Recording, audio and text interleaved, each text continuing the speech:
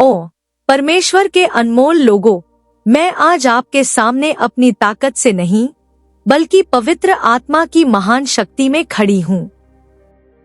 एक लड़ाई चल रही है, एक अनदेखा युद्ध, शरीर और रक्त का नहीं बल्कि प्रधानताओं और शक्तियों का, अंधकार के शासकों और उच्च स्थानों में आध्यात्मिक दुष्टता का। और मैं आपको बताती हूँ मेरे प्रिय, यदि परमेश्वर के सत्य पर दृढ़ता से खड़े होने का कोई समय रहा है तो वह अब है। शैतान एक धोखेबाज है, शुरुआत से ही झूठा है और वह आपके विश्वास को हिलाने के लिए, संदेह फुसफुसाने के लिए, आपकी आंखों को यीशु से दूर करने के लिए कुछ भी नहीं करेगा। लेकिन मुझे सुनो, परमेश्वर की बेटी, यह लड़ाई हमारी नहीं है, यह प्रभु की है और उसने पहले ही जीत हासिल कर ली है। ओ, मैं कैसे प्रार्थना करती हूँ कि आप आज इस सच्चाई को समझेंगी, कि आप विश्वास में उठेंगी, कि आप परमेश्वर के पूरे कवच को धारण करेंगी, कि आप उसके वचन के अटल सत्य पर दृढ़ अड़िग खड़ी रहेंगी। क्योंकि इस घड़ी में शत्रु पहले से कहीं अधिक दबाव डाल रहा है। वह संतों को थकाने, उन्हें सवाल करने, उन्हें समझौता करने की कोशिश करता है। लेकिन परमेश्वर अपने लोगों को उसमें मजबूत होने के लिए, उसके अधिकार में चलने के लिए, उसकी आत्मा से जीने के लिए बुला रहा है। और आज रात मेरा मानना है कि पवित्र आत्मा की शक्ति से जंजीरें टूटेंगी, संदेह भाग जाएंगे और विश्वास उठेगा। शैतान एक पराजित शत्रु है और आप परमेश्वर की बेटी यीशु के नाम में विजयी हैं। ओह, अपने हाथ उठाओ और उसकी आराधना करो, क्योंकि वह यही है और जहाँ प्रभु की आत्मा है वहाँ स्वतंत्रता है। हल्लेलुया। एक आध्यात्मिक युद्ध, एक अदृश्य वास्तविकता। आध्यात्मिक युद्ध एक ऐसी वास्तविकता है जिसे कई विश्वासी अनदेखा कर देते हैं, फिर भी यह उनके जीवन के हर पहलू को प्रभावित करता है। यह भौतिक हथियारों से लड़ी जाने वाली लड़ाई नहीं है और न ही यह मांस और रक्त के खिलाफ है, बल्कि अंधकार की अनदेखी शक्तियों के खिलाफ है जो आध्यात्मिक क्षेत्र में काम करती हैं। जिस क्षण कोई व्यक्ति यीशु मसीह को अपना प्रभु और उद्धारकर्ता के रूप में स्वीकार करता है, वे शत्रु का लक्ष्य बन जाते हैं जो चोरी करने, मारने और नष्ट करने की कोशिश करता है। यह युद्ध संकट के क्षणों तक सीमित नहीं है। यह एक निरंतर संघर्ष है जिसके लिए निरंतर सतर्कता, विश्वास और परमेश्वर पर निर्भरता की आवश्यकता होती है। शत्रु धोखे, हेरफेर और सूक्ष्म युक्तियों के माध्यम से काम करता है जो विश्वासी के विश्वास को कमजोर करने के लिए डिजाइन किए गए हैं। कई बार लोग अपने विचारों, भावनाओं और परिस्थितियों को प्रभावित करने वाली आध्यात्मिक शक्तियों से अनजान होकर जीवन जीते हैं। संदेह, भय, भ्रम और निराशा कुछ ऐसे हथियार हैं जिनका शत्रु विश्वासी की नींव को हिलाने के लिए उपयोग करता है। यदि वह उन्हें परमेश्वर के वादों पर सवाल उठाने, अपने विश्वास में हिचकिचाने या शक्तिहीन महसूस करने का कारण बन सकता है, तो उसने पहले ही जमीन हासिल कर ली है। यह समझना कि यह लड़ाई वास्तविक है, विजय की दिशा में पहला कदम है। शास्त्र स्पष्ट करता है कि यह युद्ध वैकल्पिक नहीं है। प्रेरित पौलुस ने इफिसियों 6 में विश्वासियों को चेतावनी दी थी कि उन्हें शैतान की योजनाओं के खिलाफ खड़े होने के लिए परमेश्वर के पूरे कवच को धारण करना होगा। इसका अर्थ है कि हर विश्वासी को हमलों का सामना करना पड़ेगा और तैयार रहना होगा। शत्रु आध्यात्मिक परिपक्वता, चर्च में उपस्थिति या पिछली विजय के आधार पर भेदभाव नहीं करता है। वह अपने लोगों को कमजोर करके परमेश्वर की योजनाओं में बाधा डालने की कोशिश करता है। उसके हमले विभिन्न तरीकों से प्रकट हो सकते हैं: आध्यात्मिक सूखापन, लगातार प्रलोभन, संबंधपरक संघर्ष, भावनात्मक संघर्ष, वित्तीय बोझ और यहाँ तक कि शारीरिक बीमारी। ये चुनौतियां हमेशा यादृच्छिक नहीं होती हैं। उनमें से कई परमेश्वर के साथ विश्वासी के चलने में बाधा डालने के रणनीतिक प्रयास होते हैं। शत्रु ने लोगों के दिलों में जो सबसे बड़ा झूठ बोया है, वह यह विश्वास है कि आध्यात्मिक युद्ध मौजूद नहीं है, कई लोगों ने इसे अंधविश्वास या प्राचीन काल की एक अतिरंजित अवधारणा के रूप में खारिज कर दिया है। आधुनिक दुनिया कई संघर्षों के पीछे की आध्यात्मिक जड़ों को पहचानने में विफल रहते हुए समस्याओं को हल करने के लिए मानवीय तर्क, मनोविज्ञान और स्वयं सहायता रणनीतियों पर भरोसा करती है। हालांकि बाइबल यह बहुत स्पष्ट करती है कि अंधकार की शक्तियां परमेश्वर के राज्य का विरोध करने के लिए सक्रिय रूप से काम कर रही हैं। शैतान को एक गर्जने वाले शेर के रूप में वर्णित किया गया है जो उसे खाने के लिए ढूंढ रहा है। वह आराम नहीं करता है और उसका अंतिम लक्ष्य विश्वासियों को परमेश्वर से अलग करना है। दो मन का युद्ध क्षेत्र झूठ और प्रलोभन। लड़ाई अक्सर मन में शुरू होती है। संदेह, निंदा और भय के विचार परमेश्वर से उत्पन्न नहीं होते हैं। शत्रु झूठ फुसफुसाता है, असुरक्षा के बीज बोता है, विश्वासियों को उनके मूल्य, उनके उद्धार और उनके उद्देश्य पर सवाल उठाने के लिए मजबूर करता है। वह पिछली विफलताओं को बढ़ाता है, उन्हें उनकी कमजोरियों की याद दिलाता है, उन्हें यह समझाता है कि उन्हें वास्तव में क्षमा नहीं किया गया है या वे परमेश्वर द्वारा उपयोग किए जाने के लिए बहुत टूटे हुए हैं। यदि इन विचारों को मनोरंजन किया जाता है तो वे जड़ लेना शुरू कर देते हैं, भावनाओं और निर्णयों को प्रभावित करते हैं। कई विश्वासी हार में जीते हैं, इसलिए नहीं कि परमेश्वर ने उन्हें छोड़ दिया है, बल्कि इसलिए कि उन्होंने अनजाने में शत्रु के झूठ से सहमति व्यक्त की है। शैतान बाहरी परिस्थितियों के माध्यम से भी हमला करता है। वित्तीय संघर्ष, अचानक नुकसान, टूटे हुए रिश्ते और स्वास्थ्य समस्याएं निराशा की भावना पैदा कर सकती हैं। जबकि हर कठिनाई एक सीधा हमला नहीं होती है, शत्रु अक्सर कठिनाइयों का उपयोग विश्वासियों को परमेश्वर की भलाई पर सवाल उठाने के लिए करता है।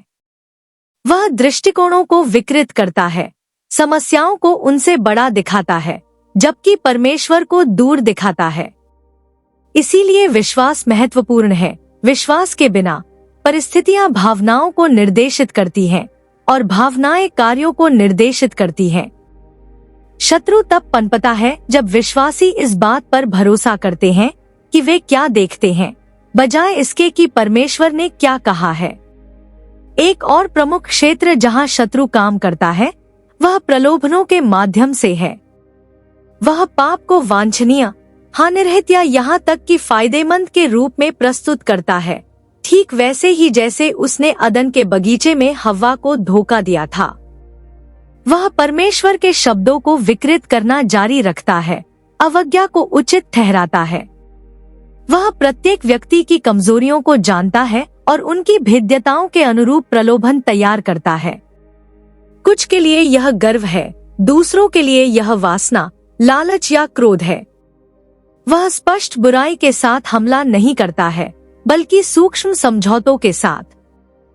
छोटे समझौते बड़े बंधन की ओर ले जाते हैं। एक छोटा झूठ, कड़वाहट का एक क्षण, एक अनियंत्रित आदत, ये खुले दरवाजे हैं जिन्हें वह ढूंढता है।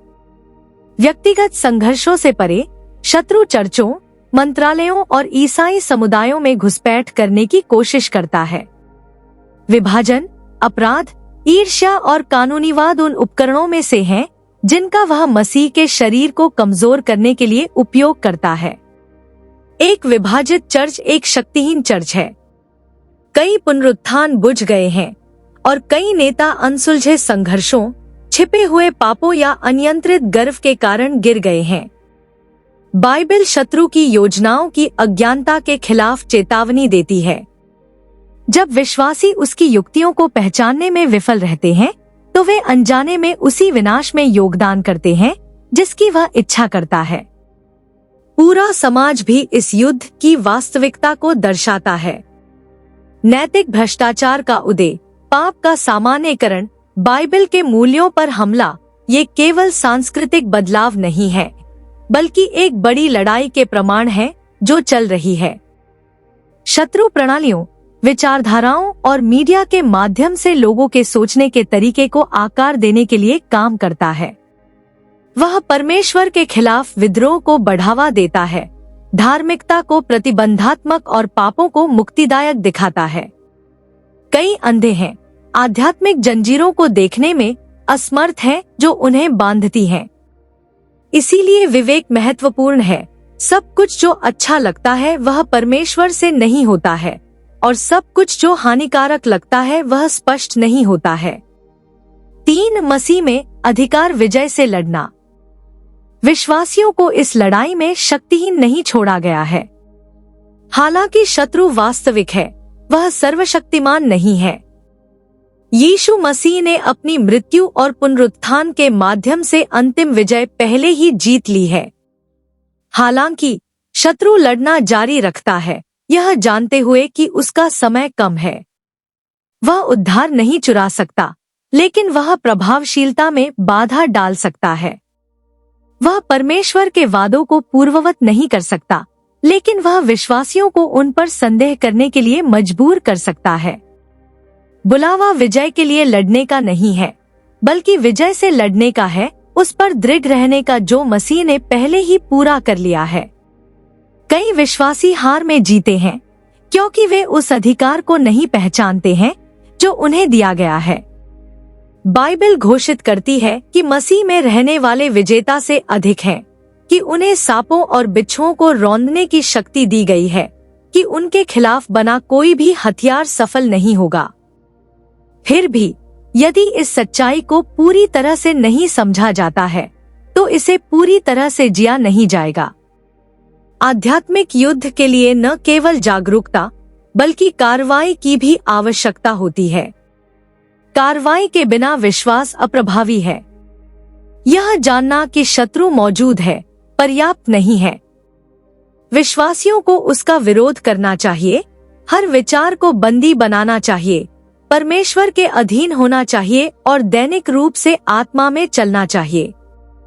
शत्रु जिस सबसे बड़े हथियार से डरता है, वह एक विश्वासी है जो मसीह में अपनी पहचान जानता है। जब कोई व्यक्ति यीशु के नाम की शक्ति, रक्त के अधिकार और उनके भीतर रहने वाले पवित्र आत्मा की वास्तविकता को समझता है, तो वे अजय बन जाते हैं। शैतान चर्च में उपस्थिति, बाइबल के ज्ञान या धार्मिक गतिविधि से नहीं डरता, वह परमेश्वर के साथ सच्ची घनिष्ठता से डरता है। एक विश्वासी जो मसीह में रहता है, जो बिना रुके प्रार्थना करता है, जो आज्ञाकारिता और विश्वास में चलता है, वह अंधकार के राज्य के लिए एक गंभीर खतरा है। इसीलिए आध्यात्मिक युद्ध को अनदेखा नहीं किया जाना चाहिए। कई लोग अनजान रहते हैं, जीवन को निष्क्रिय रूप से जीते हैं, यह सोचते हैं कि उनके संघर्ष केवल प्राकृतिक हैं। लेकिन सच्चाई यह है कि एक लड़ाई चल रही है, चाहे कोई इसे स्वीकार करे या न करे, वे इसमें हैं। सवाल यह नहीं है कि लड़ाई वास्तविक है या नहीं, बल्कि यह है कि क्या वे इसमें दृढ़ रहने के लिए तैयार हैं। 4 सत्य पर दृढ़ता। परमेश्वर का वचन आपका हथियार। परमेश्वर का सत्य आध्यात्मिक युद्ध में एक विश्वासी का सबसे मजबूत हथियार है। ऐसी दुनिया में जहां धोखा व्यापक है और शत्रु लगातार वास्तविकता को विकृत करता है, परमेश्वर ने जो कहा है उस पर दृढ़ रहना ही अडिग रहने का एकमात्र तरीका है। शत्रु झूठ के माध्यम से काम करता है और उसकी प्राथमिक रणनीति सत्य को विकृत करना है, जिससे वह अप्रासंगिक या अविश्वसनीय लगे। शुरुआत से ही उसकी रणनीति नहीं बदली है। अदन के बगीचे में उसने हव्वा से एक प्रश्न के साथ संपर्क किया, क्या परमेश्वर ने वास्तव में यह कहा था? दिव्य सत्य के लिए यह सूक्ष्म चुनौती मानवता के पतन का कारण बनी।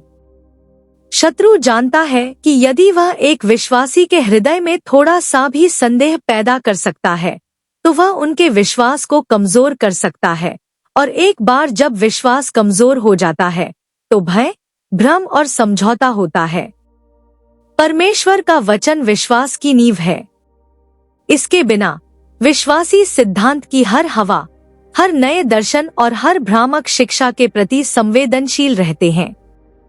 दुनिया आवाजों से भरी है, मीडिया, संस्कृति, शिक्षा और यहाँ तक कि धार्मिक हलकों से आवाजें जो नैतिकता, पहचान और उद्देश्य को फिर से परिभाषित करने का प्रयास करती है। कई लोग भटक जाते हैं क्योंकि वे खुद के लिए सच्चाई नहीं जानते हैं। वे परमेश्वर के वचन की गहरी व्यक्तिगत समझ के बजाय अप्रत्यक्ष विश्वास, सामयिक उपदेश या भावनात्मक अनुभवों पर भरोसा करते हैं। जब परीक्षण आते हैं, जब प्रलोभन उत्पन्न होते हैं, जब जीवन का दबाव बढ़ता है, तो सत्य की दृढ़ पकड़ के बिना लोग खुद को बहते हुए पाते हैं, अपने पैरों पर खड़े होने में असमर्थ। शत्रु अज्ञानता में पनपता है। वह चाहता है कि लोग इस बात से अनजान रहें कि परमेश्वर ने उनसे क्या वादा किया है, मसीह में उनके पास क्या अधिकार है और पवित्र आत्मा के माध्यम से उनके पास क्या शक्ति है। एक विश्वासी जो सत्य नहीं जानता है, वह एक विश्वासी है जो अनावश्यक रूप से संघर्ष करेगा। कई लोग बंधन में चलते हैं, बोझ ढोते हैं जिन्हें उन्हें कभी सहन नहीं करना था, सिर्फ इसलिए कि वे नहीं जानते कि मसीह के माध्यम से उनके लिए पहले ही क्या सुरक्षित कर लिया गया है। बाइबल घोषित करती है कि यीशु बंदियों को आजाद करने आया था, फिर भी कई भय, चिंता और पाप में कैद रहते हैं क्योंकि वे परमेश्वर के सत्य की मुक्तिदायक शक्ति को नहीं पहचानते हैं। धोखा हमेशा झूठ के रूप में नहीं आता है। अक्सर यह सत्य और झूठ का मिश्रण होता है, बस इतना विकृति कि किसी को भटका सके। शत्रु को किसी को परमेश्वर से पूरी तरह से दूर करने की आवश्यकता नहीं है। उसे बस एक छोटा समझौता, एक मामूली विचलन पेश करना है। समय के साथ वह छोटा विचलन बढ़ता जाता है, जिससे वे धार्मिकता के मार्ग से और दूर हो जाते हैं। इसीलिए शास्त्र बार बार झूठी शिक्षाओं के खिलाफ चेतावनी देता है, ऐसे सिद्धांतों के खिलाफ जो आत्मा के बजाय शरीर को आकर्षित करते हैं। परमेश्वर का वचन एक प्लम्ब लाइन है, माप का मानक जिसके द्वारा हर चीज का परीक्षण किया जाना चाहिए। इसके बिना लोग राय, भावनाओं और सांस्कृतिक रुझानों के आधार पर जीवन को नेविगेट करने के लिए छोड़ दिए जाते हैं, जिनमें से सभी अस्थिर और अविश्वसनीय हैं। एक कारण है कि यीशु ने जंगल में शैतान के प्रलोभनों का जवाब यह घोषित करके दिया था। यह लिखा है, उसने बहस में शामिल नहीं हुआ और न ही मानवीय तर्क पर भरोसा किया। उसने बस परमेश्वर के वचन के अटल सत्य पर खड़ा रहा। शत्रु के पास इसका कोई जवाब नहीं था। वह इससे तर्क नहीं कर सका, इसे विकृत नहीं कर सका या इसे कमजोर नहीं कर सका। यह सत्य की शक्ति है। यह धोखे को तुरंत खत्म कर देती है। लेकिन सत्य के प्रभावी होने के लिए उसे जानना होगा। एक तलवार युद्ध में बेकार है यदि वह म्यान में रहती है। कई विश्वासियों के पास वचन तक पहुंच है, लेकिन वे इसका उपयोग नहीं करते हैं। उनके पास बाइबल है लेकिन वे उन्हें पढ़ते नहीं हैं। छंदों को याद करते हैं लेकिन उन्हें लागू नहीं करते हैं। आध्यात्मिक युद्ध में कार्रवाई के बिना ज्ञान अप्रभावी है। विश्वास परमेश्वर के वचन को सुनने और सुनने से आता है। सत्य के निरंतर संपर्क के बिना विश्वास कमजोर हो जाता है। शत्रु लोगों को विचलित, मनोरंजन और व्यस्त रखने के लिए हर संभव प्रयास करता है ताकि वे कभी शास्त्र पर ध्यान न दें। वह समझता है कि सत्य से भरा मन एक ऐसा मन है जिसे वह नियंत्रित नहीं कर सकता। यदि कोई व्यक्ति प्रतिदिन वचन से अपने मन को नवीनीकृत करता है तो गढ़ टूटने लगते हैं, झूठ अपनी शक्ति खो देते हैं, डर कम होता है, परमेश्वर में विश्वास बढ़ता है। इसीलिए शास्त्र का अध्ययन एक धार्मिक कर्तव्य नहीं है, बल्कि एक आध्यात्मिक आवश्यकता है। यह केवल ज्ञान प्राप्त करने के बारे में नहीं है, बल्कि परिवर्तन के बारे में है, विचारों को आकार देना, इच्छाओं को संरेखित करना और धोखे के खिलाफ आत्मा को मजबूत करना। परमेश्वर का सत्य नहीं बदलता है। यह कल, आज और हमेशा एक जैसा है। एक ऐसी दुनिया में जो लगातार अपने नैतिक मानकों को बदल रही है, सही और गलत को फिर से परिभाषित कर रही है, सत्य दृढ़ रहता है। संस्कृति बदल सकती है, कानून बदल सकते हैं, राय बदल सकती है, लेकिन परमेश्वर का वचन परम अधिकार बना हुआ है। शत्रु विश्वासियों को इस पर सवाल उठाने के लिए अथक रूप से काम करता है।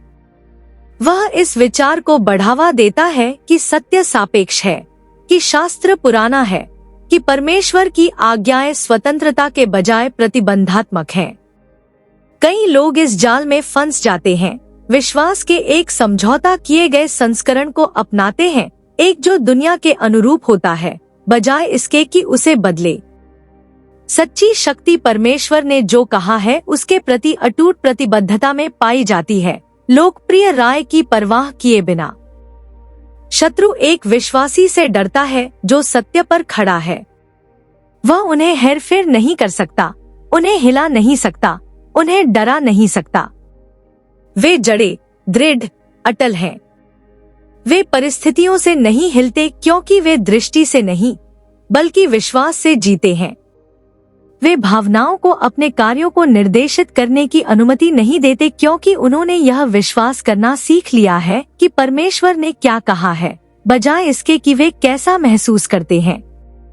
जब परीक्षण आते हैं तो वे घबराते नहीं क्योंकि वे जानते हैं कि परमेश्वर विश्वसनीय है। जब विरोध उत्पन्न होता है तो वे पीछे नहीं हटते क्योंकि वे जानते हैं कि जो उनमें है वह उससे बड़ा है जो दुनिया में है। सत्य एक हथियार है, लेकिन इसे चलाना चाहिए, इसे बोला जाना चाहिए, घोषित किया जाना चाहिए और जिया जाना चाहिए। कई लोग चुप रहते हैं जब उन्हें साहसी होना चाहिए। शत्रु उन वातावरणों में पनपता है जहां सत्य को दबाया जाता है। वह विश्वासियों को अस्वीकृति के डर, उत्पीड़न के डर, अकेले खड़े होने के डर से चुप कराता है। लेकिन जो लोग परमेश्वर के सत्य की शक्ति को वास्तव में समझते हैं, वे शर्मिंदा नहीं होते। वे इसे साहस के साथ घोषित करते हैं, न केवल शब्दों में बल्कि जीवन शैली में। वे इस दुनिया के पैटर्न के अनुरूप नहीं होते हैं, बल्कि अपने मन को नवीनीकृत करके बदल जाते हैं। वे ईमानदारी से, धार्मिकता से, पवित्रता से चलते हैं, दायित्व से नहीं, बल्कि इसलिए कि वे सत्य से आजाद हुए हैं। समझौता आध्यात्मिक अधिकार को कमजोर करता है। एक विश्वासी जितना अधिक धोखे का मनोरंजन करता है, युद्ध में उतना ही कम प्रभावी होता है। शत्रु यह जानता है, इसीलिए वह छोटे, सूक्ष्म तरीकों से हमला करता है, यहाँ थोड़ा समझौता, वहाँ थोड़ा संदेह, जब तक कि विश्वास पतला न हो जाए। लेकिन जब कोई व्यक्ति समझौता करने से इनकार करता है, जब वे परमेश्वर के मानक से कम कुछ भी स्वीकार करने से इनकार करते हैं, तो वे अलौकिक शक्ति में चलते हैं। शत्रु ऐसे लोगों के खिलाफ खड़ा नहीं हो सकता। वे विजयी होते हैं अपनी ताकत के कारण नहीं, बल्कि इसलिए कि वे परमेश्वर के शाश्वत, अटल सत्य में लंगर डाले हुए हैं। 5. परमेश्वर का पूरा कवच हर विश्वासी के लिए आवश्यक। सत्य के लिए लड़ाई तेज हो रही है। दुनिया गहरी होती जा रही है, धोखा बढ़ रहा है और सही और गलत के बीच की रेखा अधिक धुंधली हो रही है।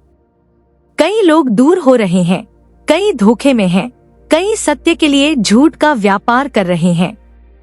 लेकिन जो वचन में रहते हैं, जो परमेश्वर ने जो कहा है उसे दृढ़ता से थामे रहते हैं, वे हिलेंगे नहीं। वे दृढ़, सुसज्जित, निडर खड़े रहेंगे। वे अपनी शक्ति से नहीं, बल्कि परमेश्वर के सत्य की शक्ति से विजय प्राप्त करेंगे जो उनके भीतर भरपूर मात्रा में निवास करती है। परमेश्वर का पूरा कवच पहनना एक प्रतीकात्मक सुझाव नहीं है, बल्कि आध्यात्मिक युद्ध में लगे हर विश्वासी के लिए एक दिव्य आज्ञा है।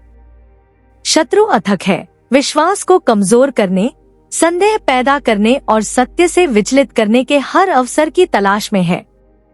परमेश्वर के कवच के बिना एक विश्वासी उजागर होता है, शत्रु के हमलों के प्रति संवेदनशील होता है और युद्ध में दृढ़ रहने में असमर्थ होता है। कवच वैकल्पिक नहीं है, यह अनिवार्य है। यह धोखे, प्रलोभन और आध्यात्मिक उत्पीड़न के खिलाफ बचाव है। लड़ाई मांस और रक्त के खिलाफ नहीं है, बल्कि प्रधानताओं, शक्तियों और उच्च स्थानों में आध्यात्मिक शक्तियों के खिलाफ है। विजय मानवीय शक्ति या इच्छा शक्ति से नहीं आती है, बल्कि परमेश्वर ने जो प्रदान किया है उसमें पूरी तरह से सुसज्जित होकर खड़े होने से आती है। परमेश्वर का कवच भौतिक नहीं, बल्कि आध्यात्मिक है, जिसे विचारों, भावनाओं, परिस्थितियों और प्रलोभनों के माध्यम से आने वाले अनदेखे हमलों से बचाने के लिए डिजाइन किया गया है। इस कवच का हर टुकड़ा महत्वपूर्ण है और इसके बिना शत्रु हमला करने के लिए एक अवसर ढूंढ लेता है। सत्य की कमरबंद नींव है जो सब कुछ एक साथ रखती है। सत्य के बिना बाकी सब कुछ बिखर जाता है। शत्रु का सबसे बड़ा हथियार धोखा है और सत्य के बिना विश्वासी के पास उसके झूठ के खिलाफ कोई बचाव नहीं है।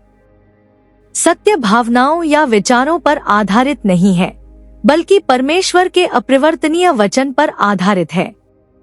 जब एक विश्वासी सत्य जानता है तो वे झूठ को पहचान सकते हैं और शत्रु की योजनाओं को जड़ लेने से पहले पहचान सकते हैं।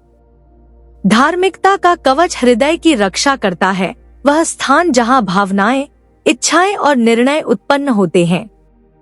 शत्रु लगातार हृदय को पाप, अपराध और निंदा से दूषित करने की कोशिश करता है।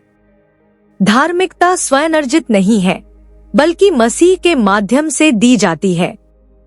जब एक विश्वासी धार्मिकता में खड़ा होता है तो वे आत्मविश्वास के साथ चलते हैं, यह जानते हुए कि उन्हें क्षमा किया गया है, छुड़ाया गया है और धर्मी ठहराया गया है। अपराध और शर्म अपनी शक्ति खो देते हैं जब धार्मिकता दृढ़ता से स्थापित होती है। कई विश्वासी संघर्ष करते हैं क्योंकि वे इस सच्चाई को नहीं समझते हैं। वे पिछली विफलताओं को खुद को परिभाषित करने की अनुमति देते हैं, जिससे शत्रु को उन पर आरोप लगाने का द्वार खुल जाता है। लेकिन धार्मिकता आरोप लगाने वाले को चुप कराती है, विश्वासी को याद दिलाती है कि वे यीशु के रक्त से ढके हुए हैं। पैरों को शांति के सुसमाचार की तत्परता से सुसज्जित होना चाहिए। शत्रु अराजकता, भ्रम और अशांति पर पनपता है, लेकिन सुसमाचार शांति, स्थिरता और दिशा लाता है। परमेश्वर की शांति में खड़ा एक विश्वासी बाहरी परिस्थितियों से आसानी से नहीं हिलता है। वे भय, घबराहट या अनिश्चितता से नहीं हिलते हैं, क्योंकि वे सुसमाचार के सत्य में दृढ़ हैं। शत्रु बेचैन करने, चिंता पैदा करने, संघर्ष को भड़काने की कोशिश करता है, लेकिन जब एक विश्वासी शांति में दृढ़ रहता है तो उन्हें आसानी से रास्ते से हटाया नहीं जा सकता। शांति लड़ाई की अनुपस्थिति नहीं है, बल्कि इसके बीच में परमेश्वर पर अटूट भरोसे की उपस्थिति है। विश्वास की ढाल शत्रु के जलते हुए तीरों को बुझा देती है। ये तीर संदेह, भय, आरोप और प्रलोभनों के रूप में आते हैं। शत्रु हमेशा बल के साथ हमला नहीं करता है, कभी कभी वह सूक्ष्म सुझावों के साथ हमला करता है जो संदेह के बीज बोते हैं। वह झूठ फुसफुसाता है, क्या परमेश्वर वास्तव में तुम्हारे साथ है? क्या वह वास्तव में सफल होगा? क्या उसके वादे वास्तव में सच हैं? यदि इन विचारों का मनोरंजन किया जाता है तो वे जड़ लेते हैं, विश्वास को कमजोर करते हैं। विश्वास की ढाल तब उठाई जाती है जब एक विश्वासी परमेश्वर पर भरोसा करने का चुनाव करता है, भले ही वे क्या देखते हैं या महसूस करते हैं। विश्वास वह आत्मविश्वास है कि परमेश्वर का वचन परिस्थितियों की परवाह किए बिना सत्य है। यह दृष्टि पर आधारित नहीं है, बल्कि परमेश्वर के चरित्र पर भरोसे पर आधारित है। शत्रु उस हृदय में प्रवेश नहीं कर सकता जो विश्वास पर दृढ़ रहता है। उद्धार का हेलमेट मन की रक्षा करता है। आध्यात्मिक युद्ध में सबसे बड़ा युद्ध क्षेत्र मन है, जहां विचार आकार लेते हैं, निर्णय लिए जाते हैं और विश्वास बनते हैं। शत्रु पहचान पर हमला करने की कोशिश करता है, विश्वासियों को उनके उद्धार, उनके मूल्य और उनके बुलावे पर सवाल उठाने के लिए मजबूर करता है। वह भ्रम, अवसाद और भय पैदा करने की कोशिश करता है, दृष्टिकोणों को विकृत करता है।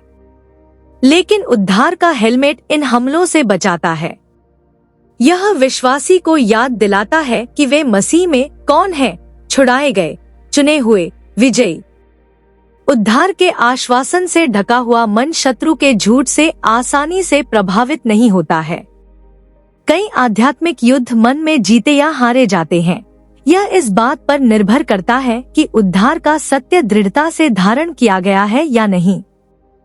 आत्मा की तलवार, जो परमेश्वर का वचन है, कवच में एकमात्र आपत्तिजनक हथियार है। यह केवल बचाव के लिए नहीं, बल्कि शत्रु के खिलाफ जमीन हासिल करने के लिए है। यीशु ने जंगल में यह प्रदर्शित किया जब शैतान ने उसे प्रलोभित किया। उसने बहस नहीं की, तर्क नहीं किया या बातचीत नहीं की, उसने बस घोषित किया, यह लिखा है। परमेश्वर का वचन बोले जाने पर शक्ति रखता है। यह धोखे को काटता है, झूठ को नष्ट करता है और दिव्य अधिकार को लागू करता है। एक विश्वासी जो वचन का उपयोग करना जानता है, वह शत्रु के लिए खतरनाक होता है। वे केवल हमलों पर प्रतिक्रिया नहीं करते, वे सत्य के साथ उनका मुकाबला करते हैं। शत्रु उन लोगों से भागता है जो वचन में दृढ़ रहते हैं, क्योंकि वह इसके खिलाफ खड़ा नहीं हो सकता। कवच को प्रतिदिन पहनना चाहिए। यह कुछ ऐसा नहीं है जिसे विश्वासी कभी कभी पहनता है, बल्कि एक निरंतर आवरण होना चाहिए। शत्रु आराम नहीं करता है और न ही सतर्कता। कई आध्यात्मिक हार इसलिए नहीं आती क्योंकि शत्रु मजबूत है, बल्कि इसलिए कि विश्वासी अप्रस्तुत होते हैं। वे सत्य की उपेक्षा करते हैं, धार्मिकता से समझौता करते हैं, चिंता को हावी होने देते हैं, विश्वास को डगमगाते हैं, हार के विचारों का मनोरंजन करते हैं और वचन का उपयोग करने में विफल रहते हैं। परमेश्वर का कवच दृढ़ रहने और पराजित होने के बीच का अंतर है। प्रार्थना वह शक्ति है जो कवच को सक्रिय करती है। एक विश्वासी कवच पहन सकता है, लेकिन प्रार्थना के बिना उनमें प्रभावी ढंग से इसका उपयोग करने की ताकत की कमी होती है। प्रार्थना हृदय को परमेश्वर के साथ संरेखित करती है, विश्वास को मजबूत करती है और दिव्य हस्तक्षेप लाती है। यह एक अनुष्ठान नहीं है, बल्कि एक जीवन रेखा है। एक प्रार्थनाहीन विश्वासी एक शक्तिहीन विश्वासी है। शत्रु प्रार्थना से विचलित करने के लिए अथक रूप से काम करता है, क्योंकि वह जानता है कि जब एक विश्वासी प्रार्थना करता है तो शक्ति निकलती है, गढ़ टूटते हैं और आध्यात्मिक शक्ति नवीनीकृत होती है। प्रार्थना केवल मदद मांगने के बारे में नहीं है, यह एक हथियार है जो विजय को लागू करता है। कवच का हर टुकड़ा एक भूमिका निभाता है। यदि एक टुकड़ा गायब है तो भेद्यता है।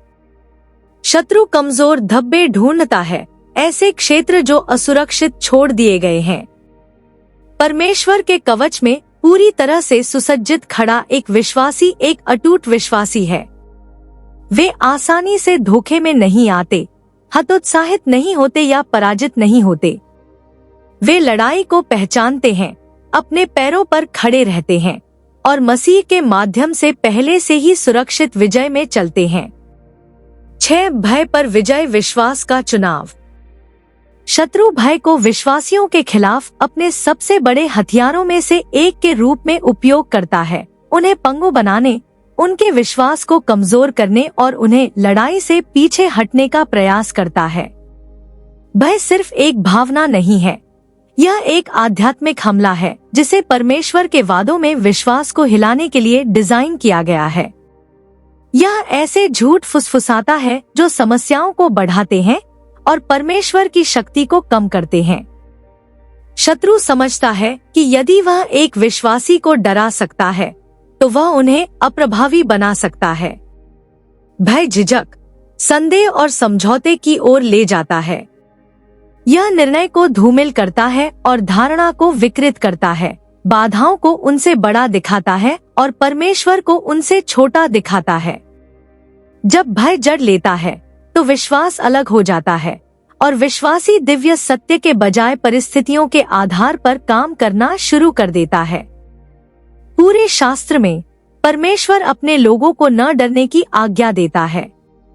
वह इसका सुझाव नहीं देता, वह इसकी आज्ञा देता है, क्योंकि भय विश्वास के विपरीत है।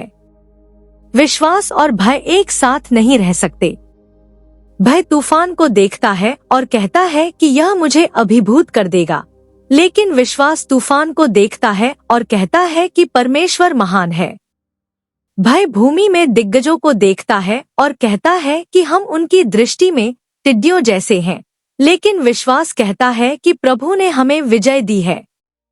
भय शत्रु का उपकरण है जो विश्वासियों को उनकी बुलाहट में कदम रखने से, उनके अधिकार में खड़े होने से और परमेश्वर की आज्ञाकारिता में चलने से रोकता है। भय लोगों को पीछे हटने का कारण बनता है जब परमेश्वर ने उन्हें आगे बढ़ने के लिए बुलाया है। भय हिचकिचाहट का कारण बनता है जब परमेश्वर ने एक स्पष्ट निर्देश दिया है। शत्रु भय का उपयोग करता है क्योंकि वह जानता है कि एक भयभीत विश्वासी एक निष्क्रिय विश्वासी है, लड़ने को तैयार नहीं, दृढ़ रहने को तैयार नहीं, साहसपूर्वक सत्य बोलने को तैयार नहीं। शत्रु कई रूपों में भय भेजता है। वह विफलता के डर, अस्वीकृति के डर, पीड़ा के डर, नुकसान के डर, अज्ञात के डर का उपयोग करता है। वह भावनाओं, परिस्थितियों और यहाँ तक कि पिछले अनुभवों को भी हेरफेर करता है ताकि विश्वासियों को चिंता और चिंता के चक्रों में फंसाए रखा जा सके। वह ऐसे विचार बोता है जो मन में अंतहीन क्या होगा यदि पैदा करते हैं। क्या होगा यदि मैं विश्वास में आगे बनूं और विफल हो जाऊं? क्या होगा यदि परमेश्वर सफल न हो? क्या होगा यदि चीजें योजना के अनुसार न हो? ये प्रश्न विश्वासी को निष्क्रियता की स्थिति में रखने के लिए डिजाइन किए गए हैं। विश्वास करने के बजाय संदेह करना, आराधना करने के बजाय चिंता करना। लेकिन परमेश्वर ने भय की आत्मा नहीं दी है। भय उससे नहीं आता है। यह एक हमला है और किसी भी हमले की तरह इसका विरोध किया जाना चाहिए। भय का मारक परमेश्वर के सत्य में विश्वास है। हर बार जब शत्रु एक भयभीत विचार प्रस्तुत करता है तो विश्वासी को परमेश्वर ने जो कहा है उसका जवाब देना चाहिए। जब शत्रु कहता है तुम अकेले हो, परमेश्वर का वचन कहता है मैं तुम्हें कभी नहीं छोड़ूंगा और न ही तुम्हें त्यागूंगा।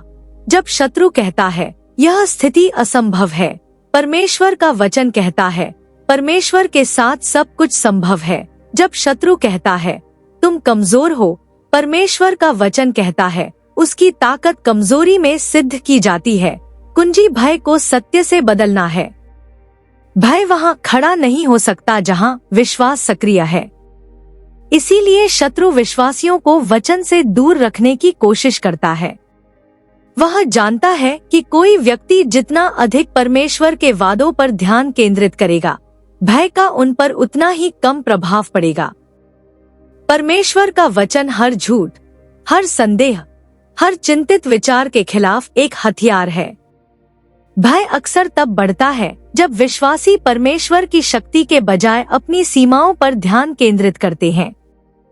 शत्रु चाहता है कि लोग अपनी ताकत पर भरोसा करें क्योंकि वह जानता है कि यह सीमित है। लेकिन जब एक विश्वासी परमेश्वर की ताकत पर अपना ध्यान केंद्रित करता है तो भय अपनी पकड़ खो देता है। लड़ाई मानवीय प्रयास से नहीं बल्कि दिव्य शक्ति से जीती जाती है।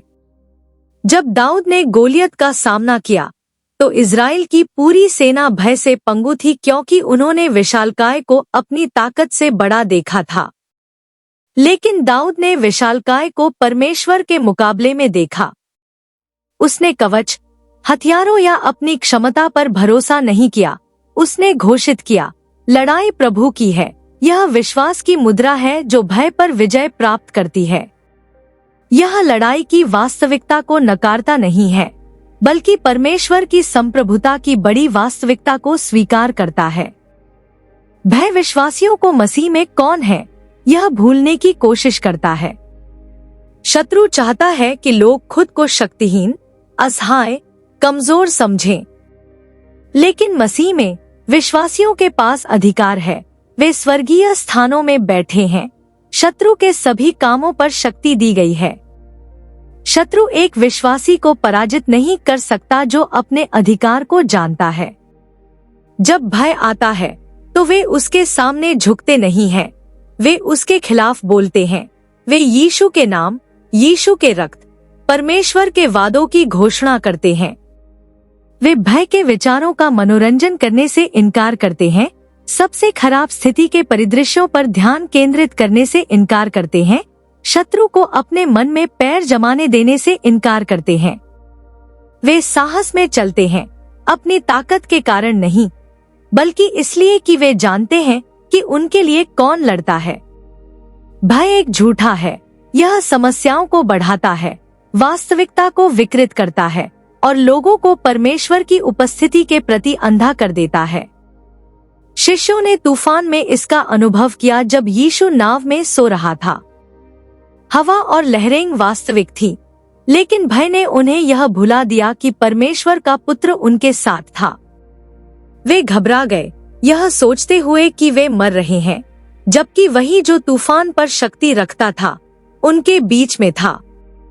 भय यही करता है, यह विश्वासियों को यह भुला देता है कि परमेश्वर उनके साथ है, कि वह उनके लिए है, कि वह उन सभी से बढ़कर अत्यधिक और बहुतायत से कर सकता है जो वे मांग सकते हैं या कल्पना कर सकते हैं।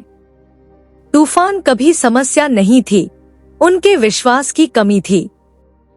यीशु ने तूफान को डांटा, लेकिन उसने उनके भय को भी डांटा। उसने उनसे विश्वास में दृढ़ रहने की उम्मीद की। भय लोगों को पीछे हटने का कारण बनता है, लेकिन विश्वास उन्हें आगे बढ़ाता है। शत्रु जानता है कि यदि वह एक विश्वासी को भय से भर सकता है, तो वह उन्हें अपनी बुलाहट छोड़ने, अपनी प्रार्थनाओं को त्यागने और अपने उद्देश्य से पीछे हटने का कारण बन सकता है। कई नियतियां अधूरी रह जाती हैं, क्योंकि भय ने किसी को कोशिश करना बंद करने के लिए मना लिया। कई लड़ाइयां इसलिए हार जाती हैं, क्योंकि लड़ाई शुरू होने से पहले ही भय ने समर्पण करा दिया। लेकिन विश्वास समर्पण नहीं करता, विश्वास पीछे नहीं हटता, विश्वास दृढ़ रहता है, विश्वास करता है, घोषणा करता है और आगे बढ़ता है, भले ही परिणाम अनदेखा हो। विश्वास जानता है कि परमेश्वर विश्वसनीय है, कि उसका वचन व्यर्थ नहीं लौटेगा, कि वह जो उसने शुरू किया है उसे पूरा करेगा। विश्वास वह विजय है जो दुनिया पर विजय प्राप्त करती है। साहस भय की अनुपस्थिति नहीं है, यह भय को निर्णय को नियंत्रित करने से इनकार करना है। शास्त्र में विश्वास का हर महान कार्य भय के साथ मिला था, लेकिन जिन लोगों ने परमेश्वर पर भरोसा किया, उन्होंने भय पर आज्ञाकारिता को चुना। जब परमेश्वर ने यहोशू को इज़राइल का नेतृत्व करने के लिए बुलाया, तो उसने उससे कहा, मजबूत और साहसी बनो, डरो मत। यह सिर्फ प्रोत्साहन नहीं था, यह एक आज्ञा थी। साहस परमेश्वर पर परिस्थितियों से अधिक भरोसा करने का निर्णय है, शत्रु की धमकियों से अधिक उसके वचन पर विश्वास करने का। जो विश्वास में चलते हैं वे नहीं हैं जो कभी भय महसूस नहीं करते, बल्कि वे हैं जो इसके द्वारा नियंत्रित होने से इनकार करते हैं। शत्रु हमेशा परमेश्वर के काम को रोकने के लिए भय का उपयोग करने की कोशिश करेगा। वह धमकियां, विरोध, बाधाएं भेजेगा, लेकिन विश्वास आगे बढ़ता है। प्रेरितों ने उत्पीड़न, कारावास और यहाँ तक कि मृत्यु का सामना किया, फिर भी उन्होंने साहस के साथ सुसमाचार की घोषणा की। उन्होंने भय को उन्हें चुप कराने की अनुमति नहीं दी। वे समझते थे कि भय अस्थायी है, लेकिन परमेश्वर का सत्य शाश्वत है। उन्होंने हर लड़ाई का सामना यह जानते हुए किया कि विजय मसीह के माध्यम से पहले ही सुरक्षित हो गई थी। साहस की वही आत्मा आज हर विश्वासी में निवास करती है। शत्रु डराने की कोशिश कर सकता है, लेकिन वह एक विश्वासी को रोक नहीं सकता जो विश्वास में दृढ़ रहता है। 7 धोखे पर विजय, सत्य में दृढ़ता। शत्रु की सबसे बड़ी रणनीति धोखा है। वह हमेशा एक स्पष्ट हमले के साथ नहीं आता है, बल्कि अक्सर खुद को हानिरहित, आकर्षक, कुछ ऐसा जो सत्य जैसा लगता है लेकिन थोड़ा सा विकृत होता है, ताकि विश्वासी को भटका सके। शुरुआत से ही धोखा उसकी रणनीति रही है। बगीचे में वह बल के साथ नहीं आया, वह एक प्रश्न के साथ आया, क्या परमेश्वर ने वास्तव में कहा था उसने संदेह पैदा किया। सूक्ष्म रूप से हव्वा का ध्यान परमेश्वर की आज्ञा से उसके अपने तर्क की ओर मोड़ दिया। वही धोखा आज भी काम कर रहा है। शत्रु हमेशा परमेश्वर के वचन को सीधे हटाने की कोशिश नहीं करता है, इसके बजाय वह इसे विकृत करता है, इसे मोड़ता है, इसकी गलत व्याख्या करता है और इसे ऐसा दिखाता है जैसे समझौता स्वीकार्य है। उसका लक्ष्य विश्वासियों को पूर्ण सत्य से दूर ले जाना है, उन्हें आंशिक सत्य पर विश्वास दिलाना है जो वास्तव में अभी भी झूठ है। शत्रु जानता है कि यदि वह किसी व्यक्ति के सोचने के तरीके को नियंत्रित कर सकता है तो वह उनके कार्यों को नियंत्रित कर सकता है। धोखा मन में शुरू होता है। यह एक सुझाव, एक विचार, परमेश्वर के वादों पर एक सूक्ष्म सवाल उठाने के साथ शुरू होता है। शत्रु को किसी को कमजोर करने के लिए परमेश्वर से पूरी तरह से दूर करने की आवश्यकता नहीं है। उसे बस इतना भ्रम पैदा करना है कि उन्हें हिचकिचाने के लिए, उन्हें अनिश्चित बनाने के लिए, उन्हें संदेह करने के लिए मजबूर करे। एक विश्वासी जो संदेह करता है वह एक विश्वासी है जो हिचकिचाता है, और एक विश्वासी जो हिचकिचाता है वह हमले के प्रति संवेदनशील होता है। शत्रु के झूठ कभी कभी उचित, तार्किक, यहाँ तक कि आध्यात्मिक भी लगते हैं। वह खुद को प्रकाश के दूत के रूप में डिस्फ्राज कर सकता है, झूठे सिद्धांत, झूठे शिक्षक और झूठे विचार प्रस्तुत कर सकता है जो सत्य के करीब लगते हैं, लेकिन उनमें परमेश्वर की शक्ति की कमी होती है। समझौता उसके सबसे बड़े उपकरणों में से एक है। वह हमेशा लोगों को खुले विद्रोह के साथ प्रलोभित नहीं करता है, बल्कि छोटे समझौतों के साथ जो पहले तो महत्वहीन लगते हैं। एक छोटा झूठ, पाप में एक छोटा भोग, परमेश्वर के मानकों का थोड़ा सा मोड़, लेकिन हर समझौता दूसरे की ओर ले जाता है। जल्द ही जो एक बार अकल्पनीय लगता था वह स्वीकार्य हो जाता है। शत्रु जानता है कि धोखा धीरे धीरे काम करता है। वह जानता है कि यदि उसने एक विश्वासी को एक साथ गहरे पाप में लाने की कोशिश की तो वे विरोध करेंगे, लेकिन यदि वह इसे थोड़ा थोड़ा करके पेश कर सकता है, समय के साथ दोष सिद्धि को कमजोर कर सकता है, तो अंततः वे खुद को वहां से बहुत दूर पाएंगे जहां उन्होंने शुरू किया था। समझौते का धोखा खतरनाक है क्योंकि यह आध्यात्मिक संवेदनशीलता को सुस्त कर देता है। जो कभी दोष सिद्धि लाता था वह अब नहीं करता, जो कभी अवज्ञा जैसा लगता था वह अब सामान्य लगता है। इस तरह कई लोग दूर हो जाते हैं, एक बड़ी विफलता के माध्यम से नहीं, बल्कि छोटी छोटी असफलताओं की एक श्रृंखला के माध्यम से जो अनियंत्रित रहीं। धोखे के खिलाफ एकमात्र बचाव परमेश्वर का वचन है। परमेश्वर के वचन का सत्य वह प्रकाश है जो शत्रु के झूठ को उजागर करता है। एक विश्वासी जो शास्त्र में निहित है उसे आसानी से धोखा नहीं दिया जा सकता, क्योंकि वे पहचानते हैं जब कुछ परमेश्वर के सत्य के साथ संरेखित नहीं होता है। यीशु ने यह प्रदर्शित किया जब उसे जंगल में प्रलोभित किया गया था। शैतान उसके पास शास्त्र के साथ आया, लेकिन उसने उसे विकृत कर दिया। उसने परमेश्वर के वचन को संदर्भ से बाहर ले लिया, इसे अपने एजेंडे के लिए उपयोग करने का प्रयास किया। लेकिन यीशु ने शुद्ध, अपरिवर्तित सत्य के साथ जवाब दिया। उसने बहस नहीं की या झूठ का मनोरंजन नहीं किया, उसने बस घोषित किया, यह लिखा है। इस तरह धोखा पराजित होता है, उससे जुड़कर नहीं, उससे तर्क करके नहीं, बल्कि परमेश्वर ने जो पहले ही कहा है उस पर दृढ़ रहकर। शत्रु जानता है कि कई विश्वासी वचन का गहराई से अध्ययन नहीं करते हैं और वह इसका फायदा उठाता है। शास्त्र की उथली समझ भेद्यता की ओर ले जाती है। कई लोग भटक जाते हैं क्योंकि वे परमेश्वर के सत्य पर भरोसा करने के बजाय अपनी भावनाओं पर भरोसा करते हैं। वे वचन की ठोस नींव की तलाश करने से ज्यादा अनुभवों, भावनाओं और व्यक्तिगत रहस्योद्घाटन की तलाश करते हैं। शत्रु उन लोगों पर हमला करता है जो यह नहीं जानते कि परमेश्वर ने क्या कहा है। वह ऐसे विचार बोता है जो आध्यात्मिक लगते हैं, लेकिन शास्त्र के विपरीत है। वह सत्य को त्रुटि के साथ मिलाकर भ्रम पैदा करता है। इसीलिए विवेक आवश्यक है। एक विश्वासी को हर चीज का वचन के खिलाफ परीक्षण करने में सक्षम होना चाहिए।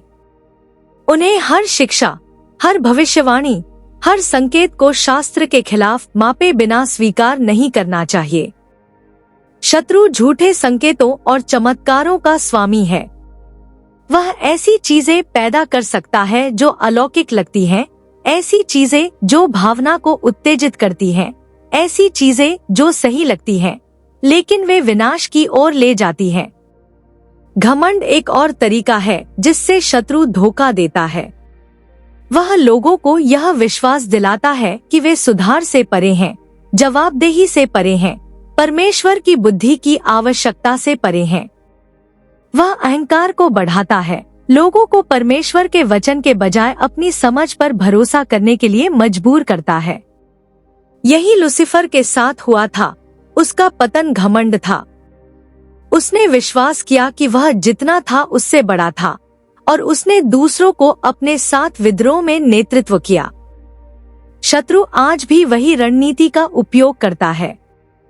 वह लोगों को यह समझाता है कि उन्हें सुधार की आवश्यकता नहीं है, कि उन्हें यह परीक्षण करने की आवश्यकता नहीं है कि वे क्या मानते हैं, कि वे आध्यात्मिक रूप से श्रेष्ठ हैं। यह एक खतरनाक जगह है। जो सुधार से इनकार करते हैं वे धोखा देने में सबसे आसान होते हैं, क्योंकि उन्हें नहीं लगता कि वे गलत हो सकते हैं। विनम्र हृदय, सीखने योग्य आत्मा, वह जो व्यक्तिगत राय से ऊपर सत्य की तलाश करता है, वह धोखे से सुरक्षित रहता है। शत्रु के झूठ लगातार होते हैं। वह एक प्रयास के बाद नहीं रुकता, वह बार बार कोशिश करता है, कमजोरी के किसी भी क्षेत्र की तलाश में रहता है। यदि एक झूठ काम नहीं करता तो वह दूसरा कोशिश करता है। वह लोगों का अध्ययन करता है, उनकी भेद्यताओं, उनके डर, उनकी इच्छाओं को सीखता है। वह अपने धोखे को व्यक्ति के अनुरूप बनाता है। इसीलिए विश्वासियों को हमेशा सतर्क रहना चाहिए। जिस क्षण कोई व्यक्ति सोचता है कि उन्हें धोखा नहीं दिया जा सकता है, वही क्षण है जब वे सबसे अधिक जोखिम में होते हैं। शत्रु सूक्ष्मता से काम करता है, अक्सर लोगों के माध्यम से, संस्कृति के माध्यम से, मीडिया के माध्यम से, किसी भी चीज के माध्यम से जो बिना ध्यान दिए सोच को आकार दे सकती है। वह धीरे धीरे घुसपैठ करता है, नए विचारों को पेश करता है जो प्रगतिशील, प्रबुद्ध या परमेश्वर ने जो स्थापित किया है उससे अधिक आकर्षक लगते हैं। लेकिन सत्य नहीं बदलता। परमेश्वर के मानक संस्कृति के साथ नहीं बदलते। उसकी आज्ञाएं मानवीय इच्छाओं के अनुरूप विकसित नहीं होती हैं। जो पहले पाप था वह आज भी पाप है, जो पहले सत्य था वह आज भी सत्य है। धोखे के खिलाफ खड़े होने के लिए परमेश्वर के सत्य के प्रति अटूट प्रतिबद्धता की आवश्यकता होती है। इसके लिए शास्त्र के माध्यम से मन का दैनिक नवीनीकरण, विवेक के लिए निरंतर प्रार्थना और परमेश्वर के सुधार के प्रति अधीनता की विनम्रता की आवश्यकता होती है। इसके लिए किसी भी चीज को अस्वीकार करना आवश्यक है जो वचन का खंडन करता है, चाहे वह कितना भी लोकप्रिय हो, कितना भी आकर्षक हो या कितना भी व्यापक रूप से स्वीकार किया गया हो। शत्रु का लक्ष्य केवल थोड़ा धोखा देना नहीं है, बल्कि लोगों को पूरी तरह से परमेश्वर से दूर ले जाना है। वह छोटे समझौतों से संतुष्ट नहीं है, वह पूर्ण समर्पण चाहता है। इसीलिए सतर्कता आवश्यक है। एक विश्वासी निष्क्रिय रहने का जोखिम नहीं उठा सकता है, यह मानकर कि वे धोखे से प्रतिरक्षित हैं, यह सोचकर कि वे परमेश्वर पर पूरी तरह निर्भरता के बिना आध्यात्मिक युद्धों को नेविगेट कर सकते हैं। पवित्र आत्मा सभी सत्य में परम मार्गदर्शक है। उसके बिना एक व्यक्ति धोखे के प्रति संवेदनशील होता है। वह शास्त्र को दोषी ठहराता है, सुधार करता है और प्रकाशित करता है। वह चेतावनी देता है जब कुछ गलत होता है, जब एक शिक्षा झूठी होती है, जब एक निर्णय खतरनाक होता है। लेकिन पवित्र आत्मा की आवाज को दूसरों से ऊपर प्राथमिकता दी जानी चाहिए। दुनिया शोरगुल वाली है, राय बहुत हैं और शत्रु लगातार है, लेकिन परमेश्वर की आत्मा उन लोगों का नेतृत्व करने के लिए विश्वसनीय है जो उसका पालन करने को तैयार हैं। कई लोग धोखे में रहते हैं, इसलिए नहीं कि उनके पास सत्य तक पहुंच की कमी है, बल्कि इसलिए कि वे इसे नहीं खोजते। वे परमेश्वर की बुद्धि के प्रति समर्पण करने के बजाय अपनी बुद्धि पर भरोसा करते हैं। वे ऐसी आवाजें सुनते हैं जो उन्हें सुनना चाहते हैं, बजाय इसके कि उन्हें क्या सुनने की जरूरत है। इस तरह धोखा जड़ लेता है, बल से नहीं, बल्कि सूक्ष्म समझौते से, त्रुटि की धीरे धीरे स्वीकृति से, आत्मा की शांत चेतावनियों को अनदेखा करके।